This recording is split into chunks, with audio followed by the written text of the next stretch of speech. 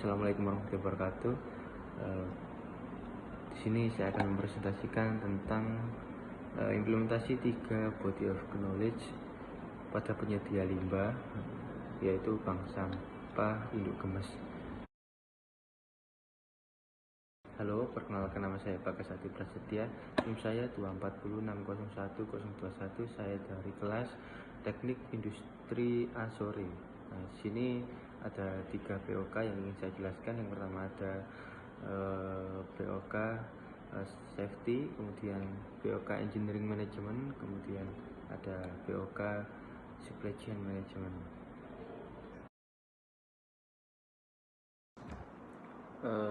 Selanjutnya yaitu langsung masuk pembahasan, yaitu BOK Safety. Implementasi K3 di tempat kerja. Apa yang digunakan dalam proses ini meliputi pertama sarung tangan kain, kemudian helm saat pengambilan sampah, kemudian sepatu safety, kemudian kacamata safety. Untuk penerapan simbol K3 di tempat kerja di bank sampah ini menggunakan simbol seperti pecahan kaca, ya. Di sini menandakan adanya indikasi barang berbahaya yang dapat menjadi faktor kecelakaan dalam kerja, yaitu pecahan kaca tersebut.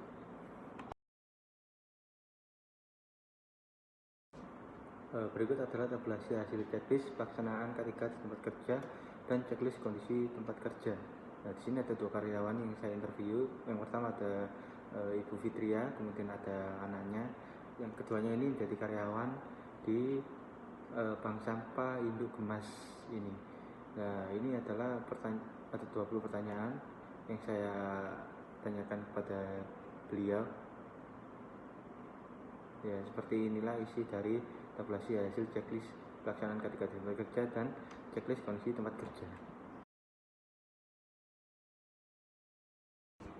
Di sini ada tabel questionnaire wise, yang mana saya menanyakan beberapa pertanyaan yang sekiranya perlu dilakukan sebagai bentuk improvement dari bank sampah induk gemes ini. Nah, berikut pertanyaan yang saya tanyakan kepada 2 karyawan yang sekiranya bisa dijadikan improvement. Sekian. Untuk BOK selanjutnya itu BOK Engineering Management. Yang pertama, sejarah pendirian usaha pendiri sendiri ada Bu Fitria, kemudian latar belakang kepedulian terhadap sampah di lingkungan sekitar, kemudian tanggal usaha berdiri yaitu 5 Juni 2017, dan bank sampah induk gemes ini beralamat di Desa Sekerdadu nomor 1A RT 1 RW 1 Kecamatan Kebomas Kabupaten Gresik. Nah, deskripsi produk di sini ada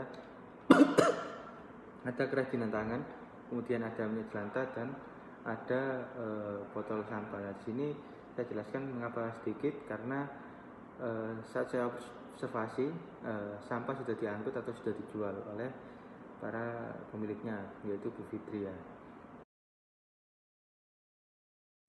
Nah, di selanjutnya di engineering manajemen ada kekuatan, kelemahan, peluang, dan ancaman. Ya, saya sebutkan, tidak bisa sebutkan tiga-tiganya karena membuang waktu sangat banyak. Satu-satu. Kekuatan menjadi tempat menampung sampah menjadi nilai jual, kemudian kelemahan salah satunya menjadi pesaing bagi pemulung, kemudian peluang lingkungan menjadi bersih. Nah, kemudian ada ancaman, ya, yaitu harga pasar yang berubah-ubah.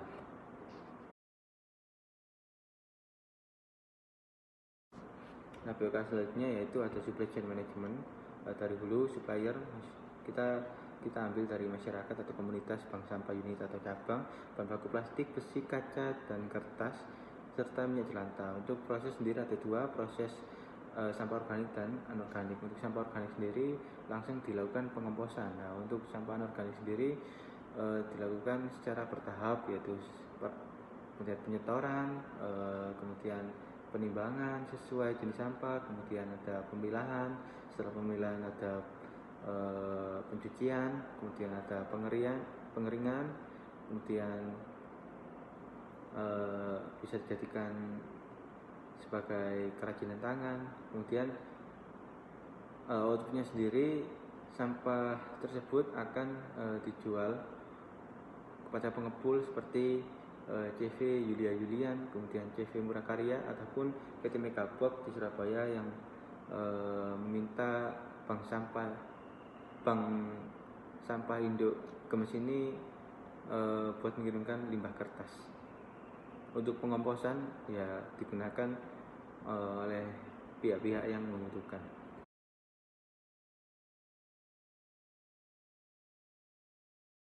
Kemudian untuk potensi kejadian resiko bisnis ada resiko terhadap perencanaan, pengiriman, pengembalian produk dari konsumen. Nah ini salah satunya perencanaan, yaitu planning dilakukan secara spontan. Untuk resiko bisnis pada proses pengiriman ada sampah yang overload saat pengiriman, kemudian resiko pada proses pengembalian produk dari konsumen, sampah rusak, kemudian tidak dikembalikan sesuai dengan jumlahnya.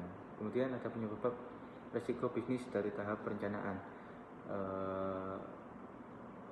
kurangnya persiapan dalam hal menyusun penempatan sampah pada area pengumpulan, kemudian penyebab resiko bisnis dalam proses pengiriman, kendaraan yang kurang proper ya kurang memadai sehingga menyebabkan sampah itu jatuh ketika overload. Kemudian ada penyebab resiko bisnis pengembalian produk konsumen, ya jika dikembalikan secara berlebihan maka tempatnya tidak cukup atau overload.